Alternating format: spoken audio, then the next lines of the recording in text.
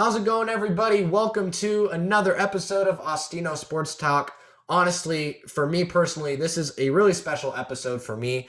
I have Oddie Strayhand. He also is the host of Strayt Talk with Strayhand. Please check him out, and we'll give him a chance to actually promote everything he's got. You already see he's got the merch on already. We'll give him a chance to kind of shout out everything he's about. But just real quickly before I bring him in, he is actually probably one of my idols in terms of actually wanting to start my own podcast and not only doing the podcast, but giving me the confidence to actually want to keep pursuing it on my own. And he's meant a lot to me. And, you know, I've practically listened to every episode of his by now. I believe you just broke 50 episodes. And so let me bring you in, man. Oddie, thank you so much for joining me, man. I'm really hyped for the next hour. I get to, have an awesome discussion with you, man. Thanks for joining, man. You got it, man. My pleasure. I'm excited to be on, man. All right, for sure. So everybody who has listened to the previous episode, you know how it goes. We're going to pick his brain a little bit, figure out how he fell in love with sports and how he has sports as part of his identity. Huge entrepreneur as well, has a lot of his own businesses as well. It's not just a podcast. I mean, this guy is literally ate to faint. We are going to get into that a little bit later as well. Gonna get into some NBA talk. I already know one of the main talking points is I'm a huge Tyrese bandwagon and he loves LaMelo Ball. I understand LaMelo is probably going to be better, but as a Kings fan, that's just where I come from. So we're going to be talking about later. So please keep listening for the whole thing. And let's dive right into it. First question I'm going to ask, man, it's basically the same question you ask all your people as well. Talk about some of the sports you kind of played growing up. And just to add on to it, I want to know if there is a moment where you kind of told yourself, wow, this is awesome. Like if there was a moment in your childhood where it just clicked, like I want sports to be a part of my life. If you want to kind of talk about both of those, maybe answer them separately, man. Yeah, absolutely. Growing up, I'm the baby of the family. So I had two older brothers, older sister. My sister didn't really play any sports, but my two older brothers definitely did. Both very athletic, actually. My oldest brother was actually probably the best athlete by far. He actually was shorter than everybody else. He's, maybe 5'5", 5'6", 5'7" on a good day. The guy could, touch your rim. He had a great vertical. He had a phenomenal track and field career. He just one of those guys, he just didn't have that motivation to go do it, for the school or anything like that. But I played all sports. Baseball was actually my first love. Then actually football and then basketball. Never really got into soccer or anything else like that. Played tennis as well as I got a little older. But initially growing up, my first love was baseball, followed by football, and then followed by basketball and tennis as I got older. Yeah, it's really cool, man. Sorry. What were we gonna say? Keep going. No, I was gonna say, to answer that second part, I didn't really have an aha moment, especially when I was younger like that. I just knew that I just love sports, and I just love being active. I love just the brotherhood that was built with my friends and I, playing sports together. Yeah, man. Were you thrown into sports like by your parents at a young age, or did you like go up to your parents and just were like, hey, I kind of want to like play for the city, or whatever you did? Were you kind of thrown into it like by force, or did you kind of choose to pursue it? Oh, absolutely not. I mean, I was like, I'm one of these guys that, as you probably, know, I'm very, hyperactive. I've been like this since I was young. It's just naturally, I don't need coffee. I've drank coffee once in my life. Trust me, it'd be a problem if I drank coffee, that. But no, I just always had a lot of energy, and I couldn't stay in the house anyway. So I was gonna get involved one way or another. It's funny that my first love ended up being baseball, because as you know, baseball is not exactly your fast-paced sport. Yeah. But I just really fell in love with baseball. Being a pitcher, which I didn't end up being, but I tried to be a pitcher. And then football was obviously definitely a lot more active sport. And then eventually fell in love with the game of basketball. Yeah, I always love that question because just listening to the episodes you've had, doing the episodes I've done, it's always fun to see these basketball players say, yeah, I grew up playing soccer and baseball, or you hear these baseball guys saying, yeah, I grew up playing basketball and football, and you see these football guys saying, yeah, I grew up playing like soccer. It's just really fun because especially like this generation and some of the past generations seem to have just basically thrown themselves in any single sport possible, and then it takes them a while to actually kind of distinguish which one's for them. So it's always fun to kind of ask that question, man. Funny story that I kind of wanted to touch on.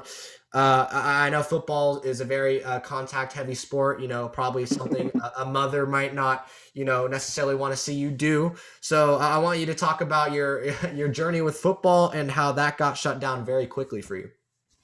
Yeah, I definitely enjoyed football. When you're younger, even like elementary school, just playing in recess. We always had we were a competitive school. We always had like our, two group of friends, like I guess you call them cliques that always battled against each other. Recess, extra time we had, always played against each other. But anyways, then from there, playing after school, and then Pop Warner and what have you. But yeah, I was a pretty decent quarterback. My dad, was actually very shocked, of the type of arm strength I had, pretty accurate. But I have a mom that just just couldn't bear to see her son get touched. So she my story is this, and I'm sticking to it. My mom put the end to a future Hall of Fame career. I'm probably the only one that believes that, but yeah, my mom put an end to it, man. Austin, we never even got the career started.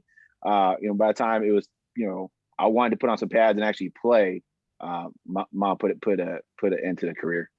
No, I love it. And one of the main things I know about you, man, and you sometimes you call yourself annoyingly confident, but I mean, I personally don't think it's annoying, man. I think confidence is, definitely key to everything. But yeah, man, I kind of want to hop into, kind of growing up, getting into high school. I'm just curious, was there ever a point where I know you kind of shifted into basketball, but was there ever a point where you wanted to pursue a sport as like your profession, or like at like a university level, or even like at a professional level, just growing up as a kid? Like, how is that? Like, how are your aspirations with sports? You know what? I mean, I actually did. I had a really high belief when it comes to sports up until at the end of my freshman year. To be honest with you, I think as the older you get in the competition level, I just knew what type of commitment it was going to take to be successful. I hate the word realistic in my household. I'd rather have you curse at me than use the word realistic, because I really do hate that word.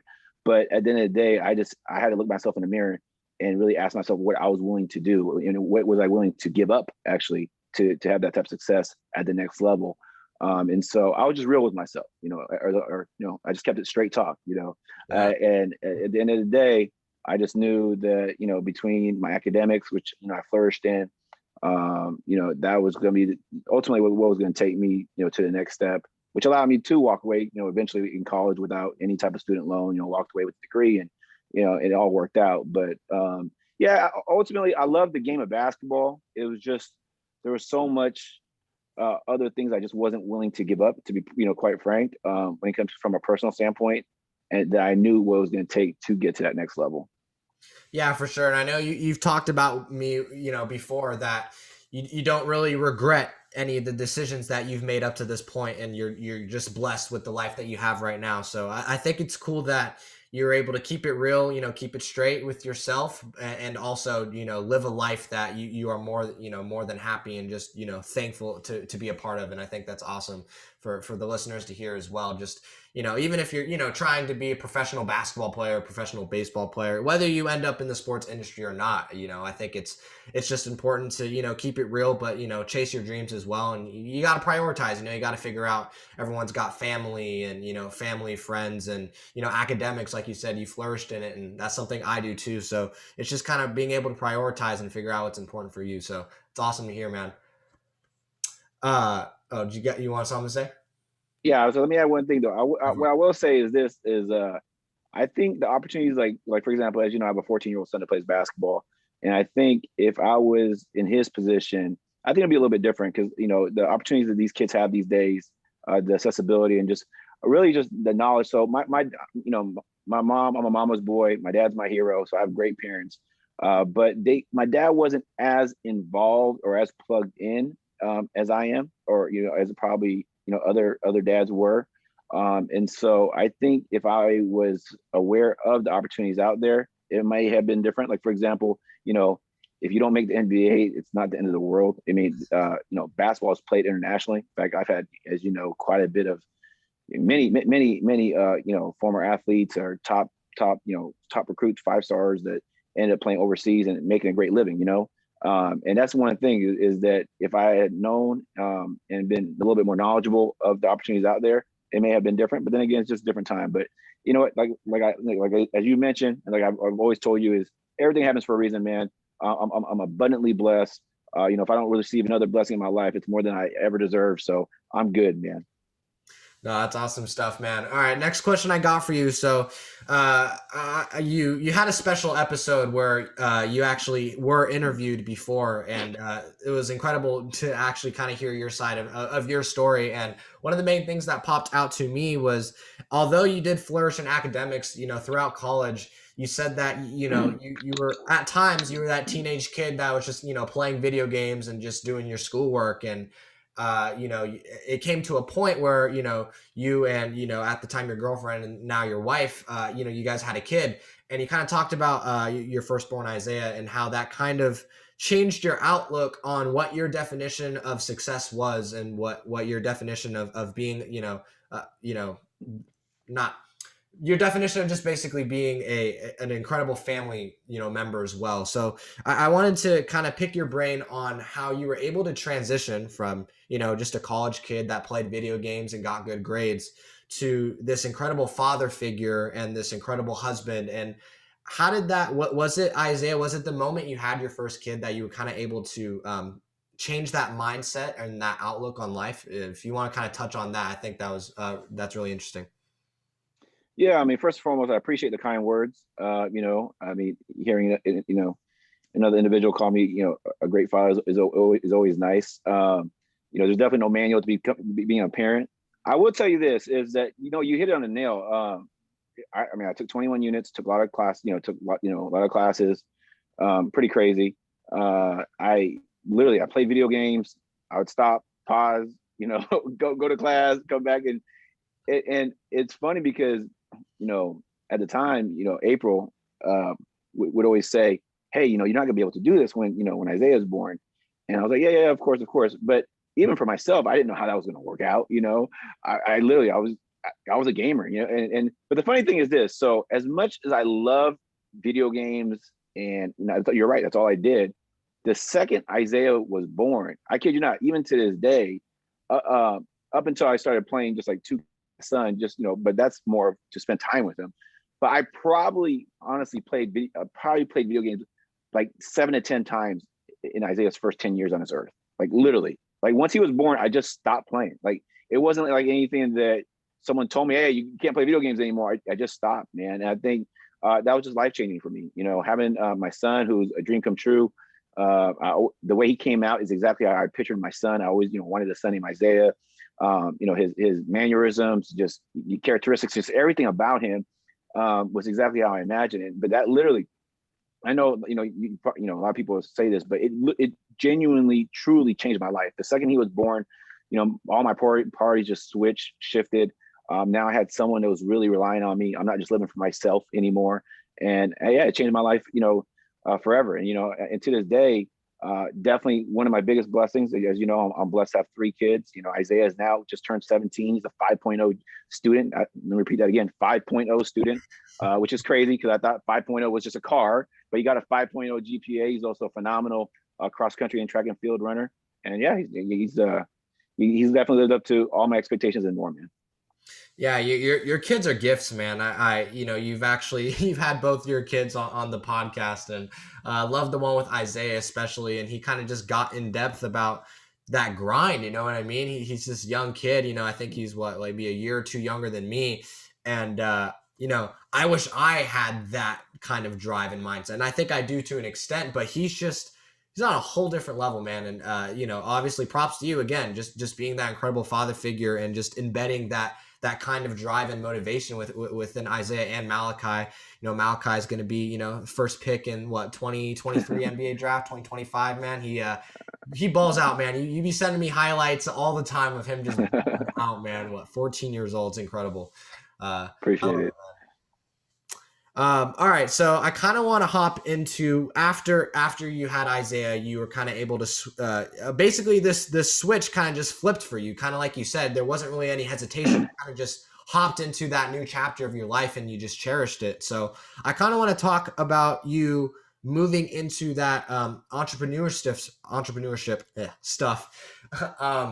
So you always talk about 8 to faint. That's actually a quote that you introduced to me, and I was like, 8 to faint? Like, what does that even mean? I was like, oh, it means he's just working basically 24/7. It's funny because I'm pretty sure you wake up before 8, and I know you stay up, past 8 p.m. You're up till 12 a.m., 1 a.m., however late you're up, man.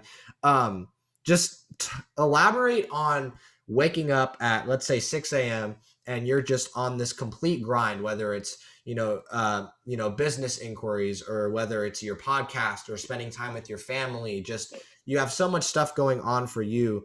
How are you able to, mentally and just emotionally, like, handle such action-packed days on a day in, day out basis? And how have you been able to just not only do that, but just be happy with it? Because I feel like that's really hard for college kids to understand, is just that complete grind day in and day out. And so talk about your day in and day out grind, man. I just want to kind of hear about how a typical Oddie Strayhand day is for you. You know what? Let me answer that a little bit differently. So I don't have a typical day, but I'll tell you this: the reason why I'm able to do it is I just don't know any different. It's all I've done for such a long time. Okay, so for me, I don't know. Sorry about that. I don't know any different than the 8 to 8 grind. And for me, it all started, when I had the kids, because for me, like I said, I was doing it for someone else now, and I had the why. So I always tell people, once you have a why and why you're doing it, the how becomes a lot easier, so, and the what becomes a lot easier. So for me, it's I know who I do it for. I do it for my family. I truly want to maximize every second I have. Really, the 8 to 8 at the end of the day, I have a saying that that I actually got from my mentor. It's success. Well, really, he said money, but I changed it up a little bit.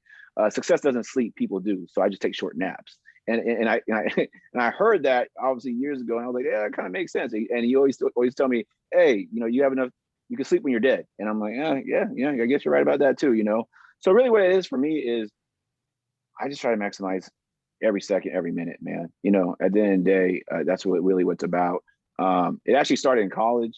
I found out that it's probably a bad thing I found out, but I found out that, hey, I could wait till 1 a.m. in the morning to start a paper and finish it. It's 11 o'clock. I'm going to pull the all-nighter, and then I just realized I don't need much sleep. Then hey, how much can I get done on 2 hours of sleep, 3 hours of sleep, 4 hours of sleep? And so, yeah, I mean, my average sleep probably, to be honest with you, 4 or 5 hours. I mean, 4 hours, 5 hours, 5 hours is actually, it's like like a bonus, I guess. And really what it is just becoming like laser focused and what I call organized chaos. Organized chaos is what I call it. A little bit of everything, a little here, a little there, but really just being structured in what I do. I'm a very systematic guy. So I put systems in place when it comes to everything I do, whether podcasts, business ventures, apparel, whatever it may be. And so it's a system. And so once I create that system, that blueprint, I just continue to follow it and just work on getting better and better at it. But really what it is, like I said, I call it organized chaos. I'm a little bit all over the place, but at the end of the day, it's structured. Yeah, for sure. And I think it's really cool because you said that you haven't, like, yeah, you've been doing this for 20 years or so, but when we're all, growing up as kids, we're just having a fun time. We're just doing a bunch of random stuff. And you said you kind of picked up on this mindset as soon as, you kind of got into college, especially with your firstborn. I'm just personally, for me and just for other people around my age range that are kind of were in your shoes, were, a college student getting good grades, trying to set themselves up for amazing success. I'm guessing the answer is no, because like you said, it's just a part of who you are at this point, and it's kind of how you identify yourself. But are there ever times where you get into like an emotional funk where you wake up and maybe you don't want to live through the day? Not that sounds bad. Maybe you don't. You wake up and you have a bunch of stuff to do, and you just don't feel like doing some of that stuff. Or are you ever in are you ever in a funk? And like, were you ever in a funk early on, like when you were actually building these habits of 8 to 8? Like, how did you ever handle like like how did you ever persevere through maybe any negative thoughts or mindsets that you had? Yeah, I mean, just like anybody else, I'm human. Don't get me wrong, but for me, like I said, not to be redundant, but it's really it's my why. And, I always tell people, if your why doesn't make you cry, it's not deep enough. And so my why is my family, my kids, my parents, my aunts. Like, I'm very blessed. I have a great support group. I'm a very loved individual. And so that's who I do it for. I want to make everybody proud. And so that's really what keeps me pushing. But like I said, I'm human. To be honest with you, my body tells me when I need to rest. Unfortunately, I genuinely mean this is about once every month and a half. I say every 6 weeks, my body just shuts down. Like literally, where it's just a night where I just can't go. Like literally, I'll find myself at 8:30, 8:45, and I'm just like, I'm tired. And I just knock out. So that does happen. But when it comes to me, it's funny because I've had this question asked many times, like, hey, does that ever get to you? At the end of the day, one, I just don't know any different. Number one, and number two is I have too much relying on me. I have too many people relying on me to even have failing be an option. So success is irrefutable. It's non-negotiable for me. And I just feel right now, I've been very blessed. I've had two mentors in my life, both multimillionaires that they really poured into me. They're actually still to this day, amongst my best friends. And the best thing they ever did for me, to be honest with you, the best thing they ever did for me outside of the many numerous success principles. And by the way, they didn't know each other personally, but they literally taught the same success principles, which was kind of awesome. To see that literally they speak the same language, even though they didn't know each other. Is I'm not gonna lie, I just lost my train of thought. The best thing that they did for me is to show me that they weren't special. Honestly, like literally, the difference between the person living the average life and like one that my mentor Nick was living, making multiple millions, multiple six figures a month. I meant to say, wasn't much. Like honestly, the guy, worked hard. Don't get me wrong, he worked hard. Definitely was structured. Probably where I got the organized chaos from, because I saw where he was all over the place, but he was still structured. But he was nothing special. I mean, I hate to say it, he was nothing special. And even when he spoke, like me, talked fast, he kind of mumbled, stuttered still, just like me. And it really just gave me that belief. I'm like, listen, if this guy could do it, and look at what he's teaching me all this good stuff, but he's nothing special. And my other mentor, Matt, a little bit different, a little older, definitely a little bit more polished, but still, once again, I didn't feel like he had the charisma that I had, or the type of energy that I had.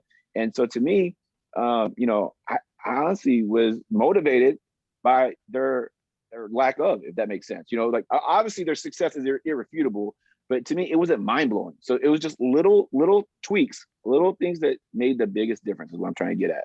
And I think once I was able to really digest that, it really motivated me and pushed me. Yeah, that's incredible. And, it's really nice when you're able to get different perspectives from, like you said, just two completely different, people that are successful, and they're basically saying the same thing. They're giving you the same advice, even though they've lived completely different lives and they've had completely different journeys. And I think that's something that we're able to do is kind of just, you have to surround yourself with people that not only support you, but you need to surround yourself with people that also, kind of want do things that you want to do. And a quote you say all the time, man, and I might butcher it a little bit, but it's, find someone that does something you want to do and have them show you how you do it. And that's something that you say all the time, kind of on your podcast and just to me. And I think it's a really good point, man. And I actually was talking about it with LA Gama on my last podcast. And you don't want to copy somebody, you don't want to live the same life somebody else is living. It's got to be your own version. But whether it's, for me, and you, we're both podcasting, and whether it's that, or whether, you want to become a doctor, just whatever it is, I think it's important to, you have to find someone that does something similar to what you want to do, and, just have them show you the way. And so it's really cool, man. And it's nice that you've been able to kind of grab a little bit from different people and kind of incorporate it into the life you have today, man. No, you're right. That's my favorite definition of success. Is the way I say it, is find someone that has what you want and have them show you how they did it. Mm-hmm. And I mean, at the end of the day, plagiarism will get you kicked out of college, but you could rob and duplicate someone to the top. Honestly, you could rob and duplicate someone to the top. take what at the end of the day, you got to take the ego out of it. Ego stands for edging God out. At the end of the day, if someone already has the blueprint and they're already showing, they have what you want, why would you want to change anything? So don't get me wrong, you can put your own twist on it. I get that, add more value to it. But if the track record's there, follow it. I think a lot of times success is a lot more simple than people realize. It's just they complicate it. They feel like having that type of massive success, it takes so much more. And that's what I'm trying to explain with my mentors. I saw they weren't much different than the average Joe. I mean, I could truly, now their lifestyle was a lot different, but they weren't that much different. They just had a few key success principles, and they networked well. So they did work with the right people, but they really just implemented massive action and massive belief, and just were really, really consistent with their work. But yeah, you're right, man. I mean, I always tell people this too, man. If you could get rich with your friends and family, you would already have done it. You would already have done it. So at that point, you're gonna want to get around other people, and you gotta look at your surroundings, man. If you look around, and this is nothing new, many people have said it, but it's true. You hang around 5 broke people, you're probably gonna be number 6. That's just how it works. You are who you surround yourself around. And remember, another thing I always say: you can't change the people around you, change the people around you. Let that digest a little bit. There you go, man. I love that. So I kind of want to segue a little bit into your entrepreneur stuff and just kind of how you started doing that. I know you obviously went to college and you got your degree, and a stereotypical college kid, might go to college, get their degree, and then use their degree to get a nice career with a good salary pay. But you kind of you took a bit of a different route, and you're now basically you have all these businesses that you are just a part of, and you have all of these, different flows of income and connections. And so just kind of talk about how you entered the entrepreneur, world, and how it was like introduced to you, and just talk about that experience, about how you decided to make that a part of your life. Absolutely. After college, I had 2 degrees, and unfortunately, I got my degrees in, one was going to land me a $40,000 career. The other one's a $37,000 job. Well, I should say job. Those aren't even careers. Let's just be honest. And I got a family, and so I got into corporate sales. I got into the corporate world, and I did really well. Made a 6-figure income, and that blew my mind away. Because I come from very conservative parents. My mom couldn't even believe the type of success I was having. And then from there, I got introduced to entrepreneurship by my first mentor. Back then, I didn't know what entrepreneurship was. I thought it was a spaceship. I had no idea what it was. And so it's all about just belief, because I thought my belief what's crazy is when I went to college, my ultimate goal was to make $40,000 a year. I thought $40,000 was a lot back then, to be honest with you, And then you find out, especially when you have a family on the way, $40,000 doesn't go too far. And then from there, you make 6 figures, and you're like, wow, this is possible. I thought that was the plateau, and then, the peak. And then you meet someone that's making over 6 figures a month. You're like, wow, really? This is crazy, And so, and yeah, at the end of the day, I found a good mentor, and he said, anytime you walk into a building that does not have your name on it, someone's leveraging your time for their dreams. And that stung a little bit, I was like, ouch, that kind of hurt. I was feeling good about myself. And no, ultimately, I learned about the possibilities out there. And just, I, once again, that success definition, I definitely enjoyed a lot. I saw like that type of success he was having.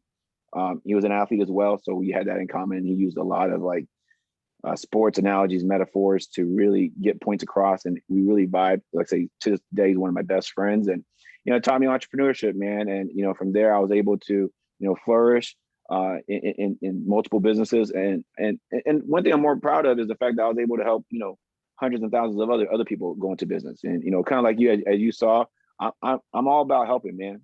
You and I connected.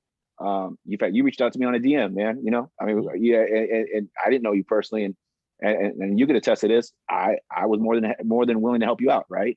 Yep. Obviously, my schedule is kind of tough sometimes, so as you know, we had to reschedule a few times, but I definitely did my best to help you out, and so that's really a passion of mine. I always tell people at the end of the day, my addiction of choice is people.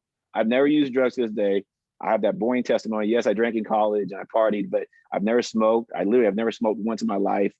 My addiction of choice is people, and I love helping people. And that's what I love about, entrepreneurship, is the fact that I was able to help go in there and really help people be successful and really help people see what's possible, and it's more than just, going to, school and getting that degree and, getting the job and climbing up the corporate ladder. Nothing wrong with that, by the way.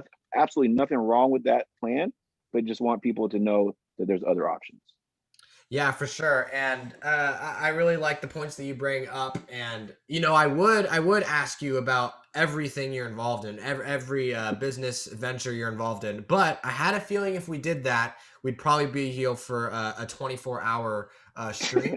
And I don't know if we have time for that. But Yeah. I just really wanted to pick your brain on just kind of how you got introduced to that kind of environment and how you're thriving off of it. And I think it's a good point, man. And I have one more question related to that, and then we'll kind of talk about how you've been able to stick with the game of basketball, being like a father figure and stuff like that. So you got your degree in college, and I'm just curious. I think the journey of getting that degree probably led you, eventually to, getting that corporate job and getting into entrepreneurship. But I'm just curious as to how much you give credit to your college life and that degree that you got into doing what you do today. How much of an impact did that make? And maybe not do you regret, going to college and getting a degree and spending that money, but just I think either answer is good. How much did that degree kind of get you to where you are today? Well, once again, we'll keep it straight talk here, man. Yep. Listen, first and foremost, I was, like I said, very blessed to walk out of college with no bills. So that's a blessing in itself, number one. It was really nice, for me, because out of my siblings, I'm the only one that graduated from college. I did it more for my parents, to be perfectly honest with you, than anything else. My mom specifically. So I know she's very proud of that. So that's priceless to me at the end of the day. But to get to your question, I'm not anti-education by any means. I'm not. In fact, once again, my oldest son's a 5.0 student. He's going to have some opportunities. Let's just be perfectly honest. He's as humble as it gets, by the way. It's annoying how humble he is. Like, man, listen, you work hard, take some credit for this stuff, but he's going to have some opportunity there. And listen, if he gets he gets a scholarship, why would and gets to go to school for free, whatever institute he wants to go to and enjoy life experiences, have at it, right? That's going to be some great life moments he'll be able to create for himself. But at the same time, I wouldn't mind him finding something he's, passionate about, working on that, and then going to school part-time. Obviously there's, how the technicalities of that is going to be a little bit different if he gets a scholarship, but to answer your question, it really didn't help me out too much. I hate to disappoint. I know you have a lot of younger listeners here. I'm not telling you don't finish out school. I'm not telling you school is not helping you out or none of that. All I can tell you is my straight talk. In my testimony is I met a lot of great people in college. I had a lot of great experiences. Met a lot of great professors. But when it comes to my day by day, unless I just subconsciously don't, realize it, I wouldn't say that the success I've had could be contributed to my education. In this case, at Sac State, which Stingers up forever, man. But still, at the end of the day, I felt like I've learned more through just personal development, entrepreneurship, because at the end of the day, listen, there's no class that teaches financial literacy. All right. There's no class that teaches investments, real estate, really true business building mindset.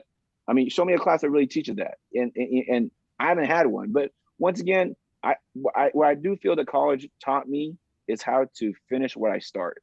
And I think that's the biggest thing. I think, even when it comes to employers, what they look at when it comes to the degree is, hey, listen, he's able to, at some point or another, you're going to hit some adversity during that journey, during your college years, and to me, whether it be personal or it could even be academic, but I think what it shows people is that you're able to actually finish what you started, which is great. And like I said, maybe subconsciously, I don't realize that, I'm taking stuff, from there, but I can honestly say, myself in a debate class was terrible. I was horrible.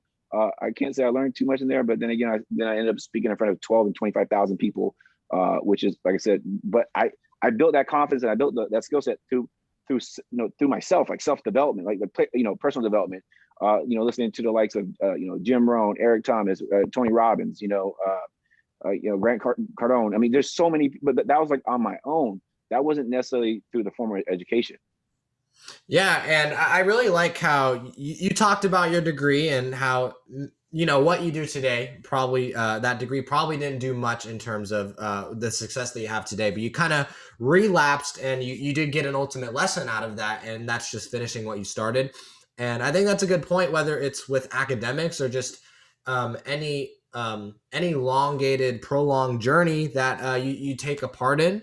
Because for me, like I'm a community college. I'm planning on transferring to ASU in the fall, and it's like, there's some doubts, and there's some money I'm gonna have to pay, but it's like I got this far. There's no way I'm backing out now, and you got to finish what you started. And I really love that. Let's get into some talk about the Playmaker brand. We'll talk about that a little bit, and then just talk about how you're able to kind of stay around the game of basketball with obviously Malachi playing, and you've had a bunch of people on your podcast, and you have a lot of connections with like basketball players and basketball trainers and stuff like that. And I know you love basketball, and you're able you know a lot about the game itself. And so talk about that experience with the Playmaker brand and how you've been able to as a father figure kind of not only or that's another question, but I'll ask that in a little bit. But just talk about your experience of sticking with the game of basketball, not as a player, but as a father figure, and possibly as a business venture. Just talk about that experience, man. Yeah, so just pretty much discuss how I've been able to stay involved with basketball. I just want to make sure I get For the sure. question. Yeah. Yeah, so first and foremost, I've been a AAU coach now for 5 years. So I've been able to be a coach with the Sac Titans organization. Big ups to Sac Titans and everybody involved. Phenomenal organization from top to bottom. And my son does play on that team. I made it a point not to. I was trying to make it a point not to coach him. So his first couple of years in AAU, he was part of other organizations, and then he really was he was getting on me for not coaching because I did coach my older son. So, but yeah, I've been a part of the AAU. I've been really plugged in with the AAU community. So, a lot of great organizations out here in Elk Grove, Sacramento.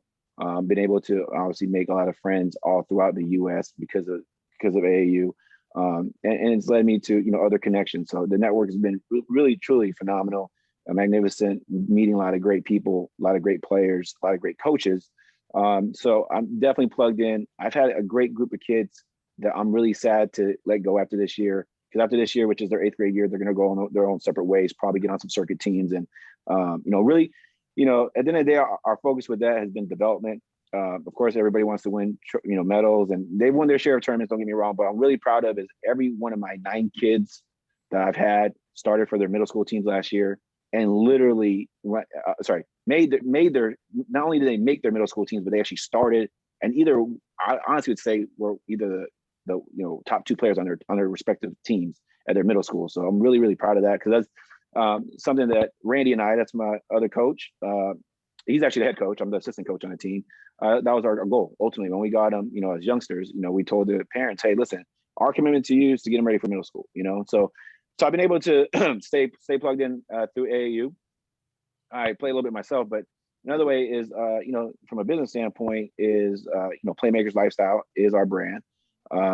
Is pretty special to me because whether people, it's like 50-50. Some people realize it, some people don't.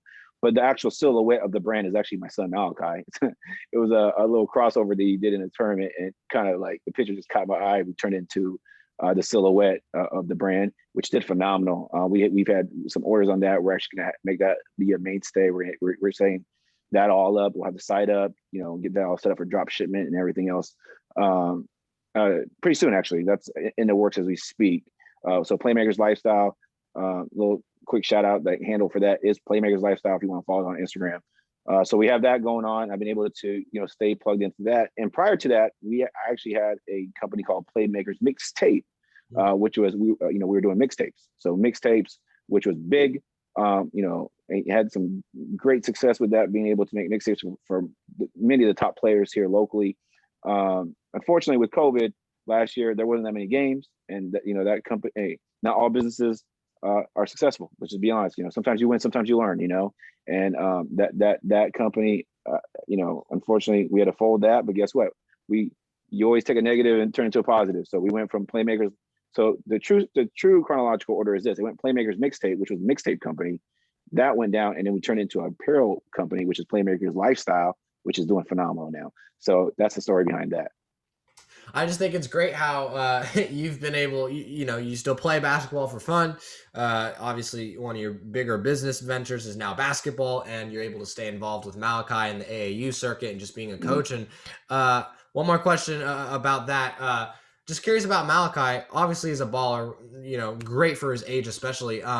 Did you kind of get him into basketball, or was he just naturally good? Did you just start shooting and you were like, oh, wow. My son's really good at basketball. Like, how did you get into basketball? Was that kind of you that pushed him in there, or did he just kind of fall in love with it from the get-go? Yeah, to answer that question, I gotta let you know how it happened with Isaiah. So, basketball, like I said, is my first love, passionate about it. So Isaiah, I kind of just rammed it down his throat. It's my first son, my first go around. He ended up not really loving the game. At the age of 12, he finally told me, Dad, do I really have to play? Because I really don't love the game. And so that being said, I wanted to do stuff a little bit different with Malachi. Malachi is just a natural, just an athlete. He did great in baseball, did great in soccer. Basketball was just something he's been playing. In fact, I have a video of him at 2.5, just dribbling the ball over the house, doing crossovers. And it just really, he played all sports because that was just our rule. You got to do something. I don't care what it is. You got to do something. And then finally, at the age of 8, he didn't want to play any other sports. He just said, Dad, can I just keep playing basketball? Because when his basketball season ended, he wanted, I forgot what the next sport was gonna be, but he said, Dad, can I still keep playing basketball? I said, absolutely. So that year is when he ended up playing with his same group of friends that he still plays with, and they were 8 years old, and they're beating. There's a local league here in Elk Grove called CYBL. A lot of people here locally are familiar, and they were beating up on 10-year-olds. And then at that point, I just knew that even though I'm not a big advocate of starting AAU early, because these days these kids start AU out the womb, which I think is ridiculous. But at that point, I was really left with no choice but to get him in AAU just from a competition standpoint. And then from there, the kid just eat, breathes, sleeps basketball. He's a student of the game. His middle school coach, shout out Coach Silva, paid him a high compliment, which blew my mind away. Coach Silva has been coaching for over 25 years, and he literally said he could only think of one other player, which he didn't name who it was, but one other player that has higher basketball IQ than Malachi in his 25 years of coaching, which blew my mind away. But he's just a student of the game, and it's been a joy, man. It's been a joy. I will admit, I love being a dad and a number one fan rather than his part of the coaching staff that he's on. To be honest with you, so I am looking forward to. It's bittersweet. I'm looking forward to obviously letting him go and this being the last season I coach him, but at the same time, obviously. It's built some good, build good bond between him and I that we've been able to share a lot of experiences that will always, that will last a lifetime. We'll take, for the rest of our lives that we've been able to do these past, 4 or 5 years. I love it. I love it. All right. So just last thing I want to talk about before we get into some awesome hoop talk is obviously the Strayt Talk with Strayhand podcast. Let's start with this. I know me, and there's just so many other people that have started their own podcast that I know where COVID has been a main reason to actually start a podcast because, we're stuck at home and it's like, I love sports. I'm stuck at home. Maybe they have a laptop and a mic and they're like, I want to talk some sports. I want to interview some people. Let's just talk about you. I know you actually started Strayt Talk with Strayhand. You just talked about before we hit record almost the year anniversary. So talk about how you decided you wanted to start podcasting. I know it's kind of a newer thing for you in terms of you haven't even been doing it for a year. How did that opportunity arise? And, I actually wrote a story on this for my student newspaper. So just talk a little bit about how that how you wanted to start podcasting and how that experience has been for you so far with Strayt Talk. Yeah, absolutely. As you know, COVID hit in March last year, and it was all negative talk. The narrative was all negative, social media negative, and I was just sick of it, to be honest with you. Like it was just negative. Everything was negative talk out there, and so one of my degrees is communication studies, mass media. So I did get one of my degrees to be a sports writer. So I, not exactly podcasting, but I always had that itch in me still. And I always wanted to have a podcast, on sports and business. But at that time, like I said, I was just tired of the negative talk, the negative narrative. And I just wanted to put some positive content out there, some content, some good value with some good people. And I didn't know anything about podcasting, to be honest with you. I had no clue at all. I didn't even know how do you get this thing up. I had no idea about podcasting. And I have people that's, pretty big in the industry. They also work, for, big names out there. And I could have done I call the cheat code and, made a call, which I normally would. I always preach your network is your net worth, and you should do that. But in this case, I wanted to prove something to my sons. I wanted to show my kids, a lot of people, more specifically my kids, that you literally have all the resources that you need to do anything. When it comes to the internet and social media and everything else these days, like you really could start from ground up and build something. And so that's what I did, man. Everything was research. I'm pounding myself, many nights trying to figure this thing out. And so, to be honest with you, that's what it was. So I knew. I've been very fortunate to have a lot of great people, that consider me a friend, and I have a pretty good network, with some pretty big names in sports, as you know. And in fact, shout out Greg Vaughn, who was my first guest, and he ended up being. I brought him back for episode 50. Former Major League Baseball All-Star here locally in Elk Grove, Mr. 916 himself. And so I just from there, to be perfectly honest, from a technical standpoint, my first 6 episodes were crap. I mean, I go back and I listen to those first 6 episodes and I cringe. The only thing that saved it is I had phenomenal guests and great value and content, including, Greg Vaughn. But yeah, man, so I just pretty much built it, I really want to focus on local success stories in 916 and throughout the Central Valley in sports and business. And, just kind of took off from there. Now we just actually dropped episode 51 last week. And we're in 19 countries, streaming thousands and thousands, per episode. And the rest is history. Got, 7 or 8 now paid sponsors. And so doing pretty well. That's awesome, man. Talk about some of the short-term and long-term goals you have for the podcast, man, in terms of maybe some like an episode milestone, or some guests you want to get on, or some sponsorships, or some listener, talk about some of just the goals that you have for your podcast, like whether they're personal goals or number goals. Talk about some of the goals you want to meet within, let's say the next few months and the next few years, man. So the crazy thing is this: normally, you got to write goals down. You got to be real specific with your goals. You got to be very intentional with your goals. But when it comes to this podcast, I really didn't have that, because my sole purpose for this podcast last year was really just, once again, just to get some positive content and value out there, and to highlight, the local superstars here, whether it be business or sports. Then obviously it's took off the way it's taken off, which. I never, the monetization of it would never cross my mind. Now, obviously, me being a student of life, I've learned how the monetary standpoint works, and it really does intrigue me. And there's a lot of upside. So that's why I really impress upon you, what's possible. Nothing I do is ever to impress you. Trust me, because I'm nothing special. It's really just to impress upon you what's possible in a short amount of time. Like I said, May 6th is going to be the day after my daughter's birthday. Was my first episode, which is crazy. It's like we're going on 1 year. And I mean, I don't know at that point what episode that's going to be on. So for me, man, specifically, I love the podcast. I love everything it stands for. I love, it's kind of crazy, but if I'm going to be really transparent, I really enjoy, and this is not to knock the bigger names that I've had, like former pro athletes, like, Seneca Wallace, Bobby Jackson, Greg Vaughn. I don't know, I'm missing, some other ones here, but really the ones I get excited about is maybe the ones that I always wanted to know their story, or I wanted to know more about what they do. And not necessarily the bigger names, I actually had a business episode recently, Sam Chohal, and the guy was literally self-made, from now one of the top brokers, and he owns, multiple franchises, gas stations, and subways. And I really wanted to know, how'd you build that? You came from another country, and why maybe, in this case, why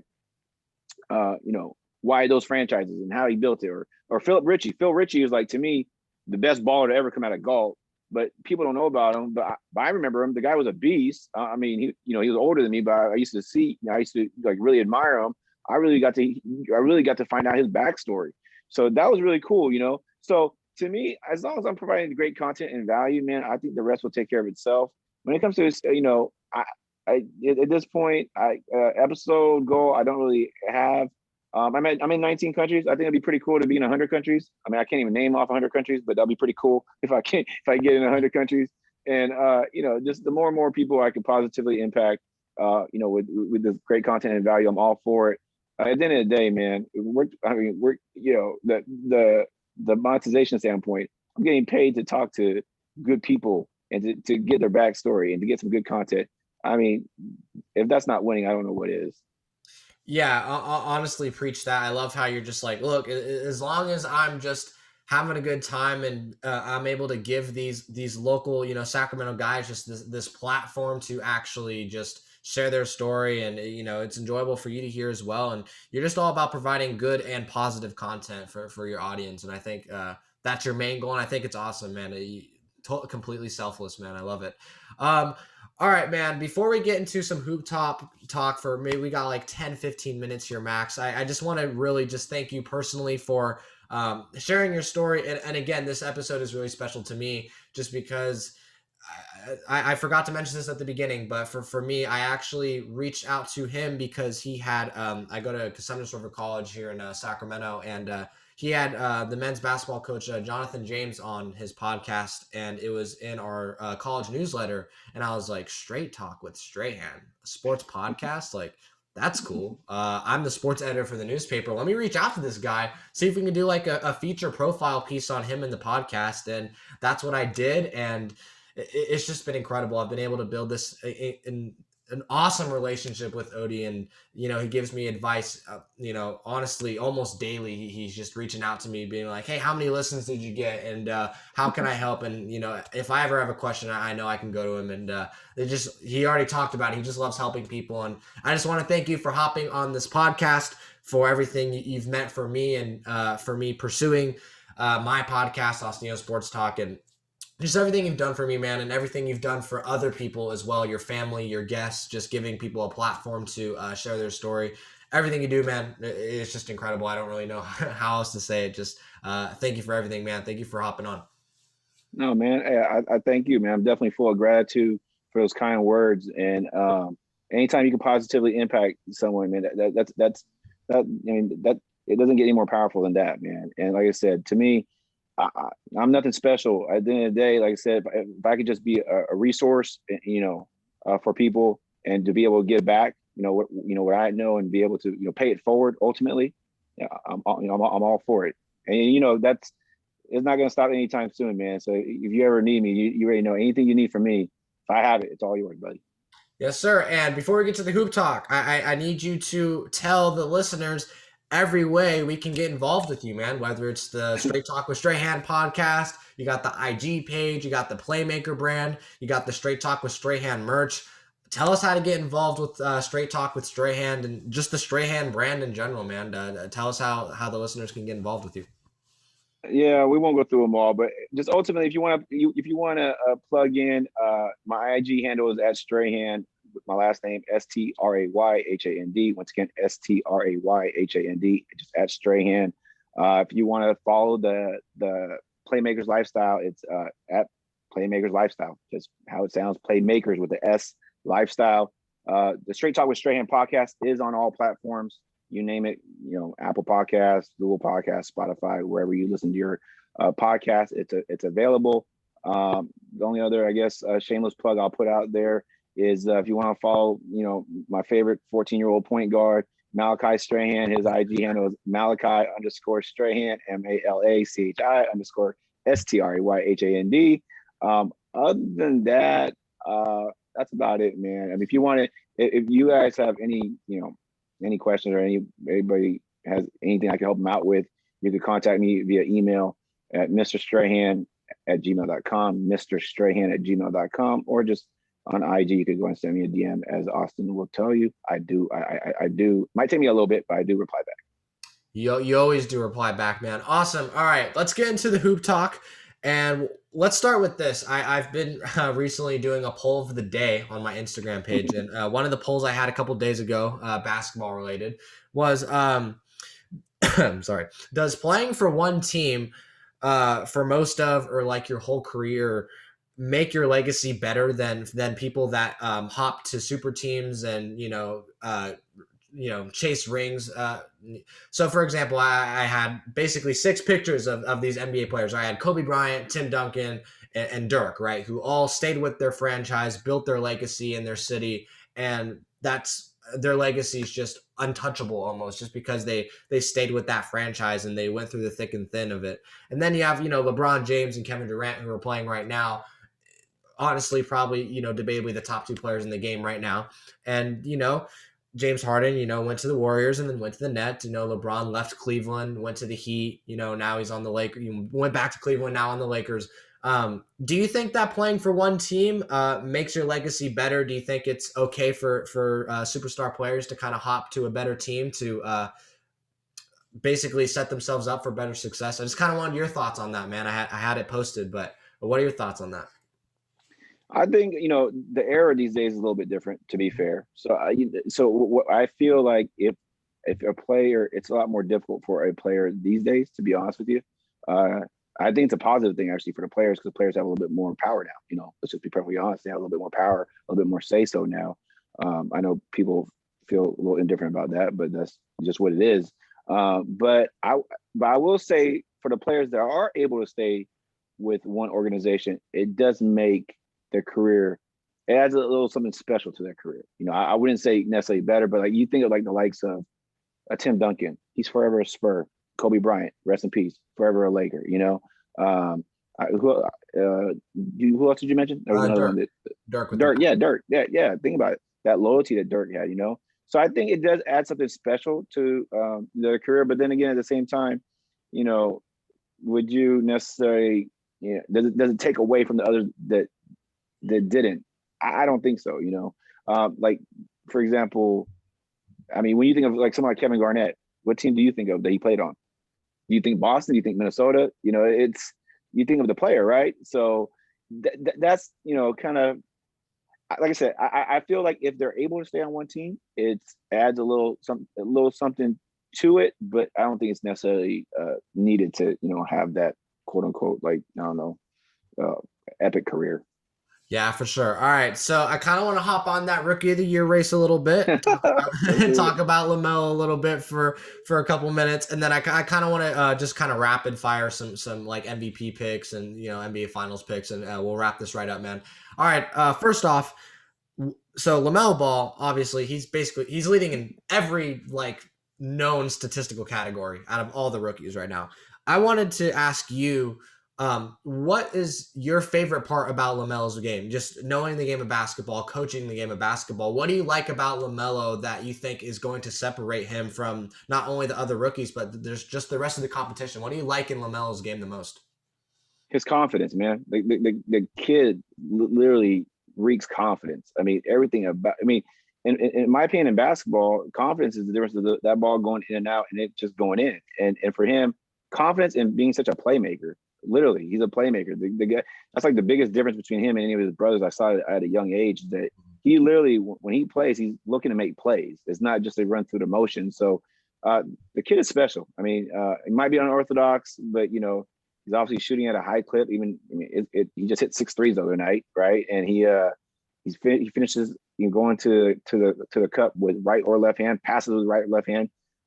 Think about that culture as a rookie. He's a 19-year-old rookie. He actually, the type of culture he helped create. I mean, don't get me wrong, he's a rookie, but he did help create that culture that's going on over there right now. It's a fun environment. People love playing with him, being around him. So no, I think he's a special player, man. But really what it is confidence that he has. You can see him. The kid is like stoic. Like he has that even keel. If something bad happens, you can goes and makes 3, 4 straight turnovers. You never see him. The body language is always the same, which I love. But he has ultimate confidence in himself, and I like the fact that he's so creative. He's able to play make in so many ways. To be honest with you, I like the fact that he's able to be productive without scoring. That's another thing too. Like the kid literally could go 1 for 10 and be productive. With assists and just being a playmaker on the court. And I must admit, as bad as I thought he was going to be on the defensive side, which he's not the best, don't get me wrong, but his 6'7", 6'8" frame, obviously helps him out quite a bit. He's not as much of a liability on defense as I thought he was going to be. Yeah, for sure. It's so funny, man. I'm a huge Kings fan, which means I'm a huge Tyrese Haliburton fan. And I just remember I'd post stuff about Tyrese and how, he's going to be rookie of the year. And every single time you DM me and be like, LaMelo Ball, not even close. And it's just funny. I always had to try and find this fine line between being a biased Kings fan and trying to bring some actual reasoning into the argument. And so, when it comes down to it, I do think, whether it's statistically making an impact on a franchise, I think LaMelo definitely has the edge. I'm a huge Kings fan. Obviously, I think Tyrese Halliburton's easily going to be, if LaMelo's number one, I think Tyrese is going to be number two. I think I love Tyrese Halliburton. I think, like you said, I think with Tyrese, he's able to, great shooter. I mean, he's shooting 40% plus from three, but, has that great IQ, great passer. He's a great defender. And, I don't know where he's at amongst the league in deflections, but just a great all around player. And like you said, like LaMelo is able to make that impact even when he's not scoring. So, Hey, for the record, just let you know, for the record, Tyrese is a stud. I actually really enjoyed him when he was at Iowa State. I mean, he was nice. So when the Kings drafted him, I told everybody, all my friends are Kings fans, you got yourself one, So don't take it as if I don't like Tyrese. I'm actually really happy he's here in SAC, but man, you were really going in hard on him over LaMelo, and that's what I was like. Listen, I appreciate you as a biased Kings fan, but hey, remember this, my friend: men lie, women lie, numbers don't. And that's what I always send you, man. Come on. I love it, man. Hey, you know me as a sports page, as a Kings fan. Hey, it's my responsibility to not only drop hot takes, but to sound a little ridiculous at times. But I'm admitting it here on the podcast. I think LaMelo will probably be the best out of the draft class. That's hard for me to say, but let me rapid fire you a few questions here, and we'll wrap up this episode. We got the MVP race going on right now.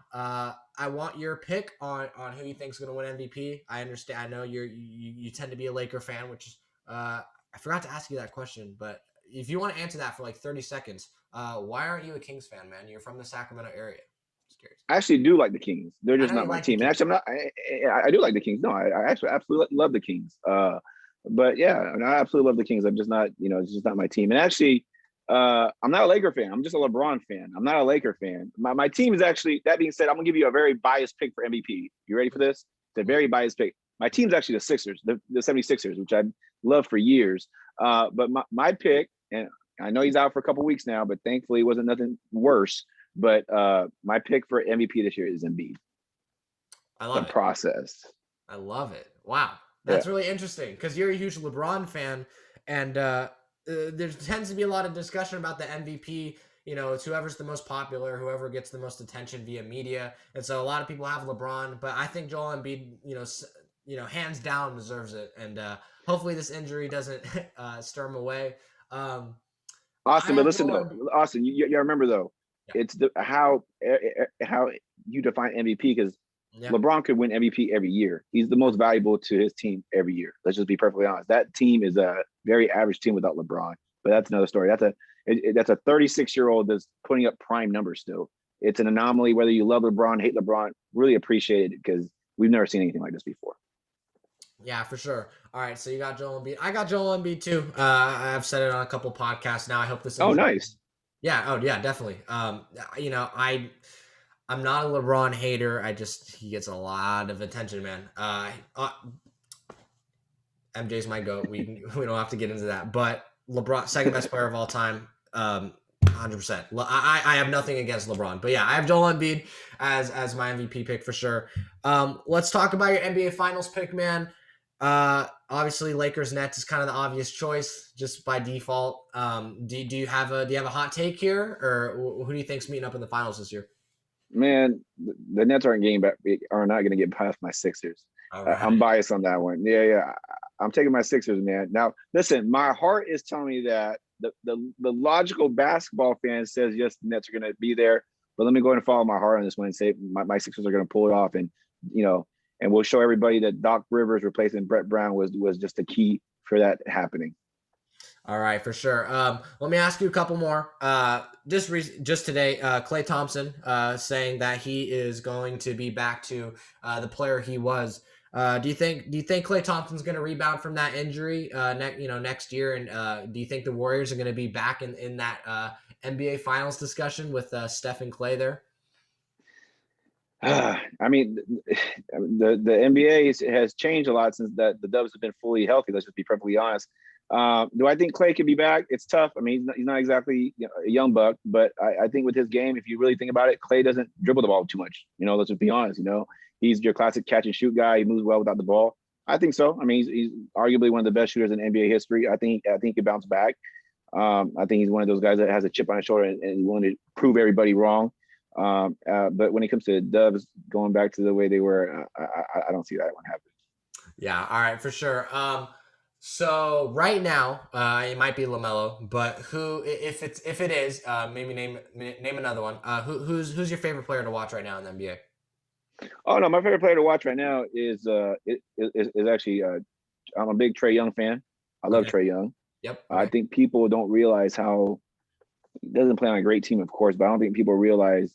In fact, there's a stat that came up the other day that Lonzo Ball has made more 3-pointers than he has, and that's the point I wanted people to realize is that Trae Young gets a lot of his points off mid-range floaters and getting to the free throw line.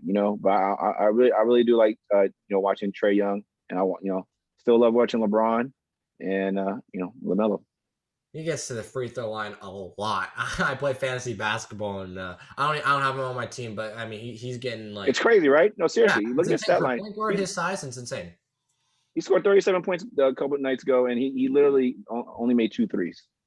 Yeah, it's incredible. And as a Kings fan, it's De'Aaron Fox is one of his weaknesses is actually shooting free throws, and he doesn't get a lot of fouls called on him, but I think that does separate Trae Young a lot in terms of just getting to the line and knocking down those free throws. And I love how you picked Trae Young, man. I did not see that coming from you, dude. Yeah, Trey Ice, man. I love Trey Ice. Come on, brother. A big Tatum fan too. I like Tatum. I think the kid has a lot of Mamba mentality in him, and he probably is 2 years away from being top 5 or maybe even possibly top 3 player in the NBA. At me if you wanted that one. And of all time, I know you're a big AI fan. Is that your pick if you had to choose someone for all time? My favorite player of all time is actually Isaiah Thomas, the original Isaiah Thomas. Okay. I was a youngster. He's a big reason why I started playing basketball. Second favorite player of all time is Allen Iverson, AI, and then third is LeBron. All right. I love that ranking, man.